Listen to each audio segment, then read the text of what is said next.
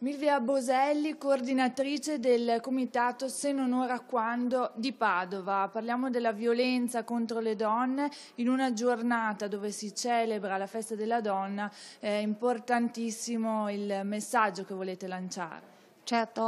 oggi 8 di marzo è la giornata in cui tutto il mondo, in tutti i paesi del mondo, si fa una riflessione sulle conquiste, anche ancora le discriminazioni, il cammino ancora da fare per affermare i diritti delle donne. E oggi noi nel nostro paese registriamo un numero impressionante di casi di violenza sulle donne, anche nelle ultime settimane, negli ultimi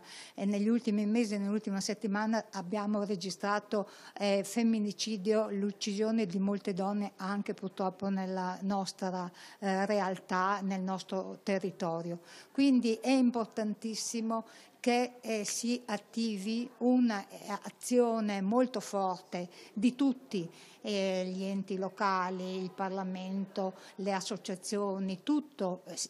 il mondo si deve mobilitare contro questo fenomeno drammatico che è il fenomeno della violenza sulle donne e soprattutto quello che noi abbiamo delle leggi, anche delle buone leggi, noi le dobbiamo attuare queste leggi e dobbiamo costruire prima di tutto una rete di sostegno alle donne perché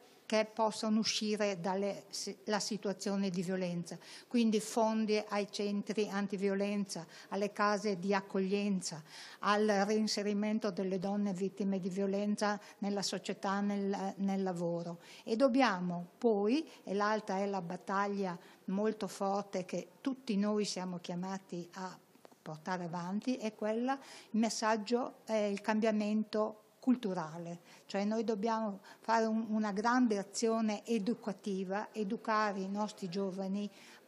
da subito al rispetto,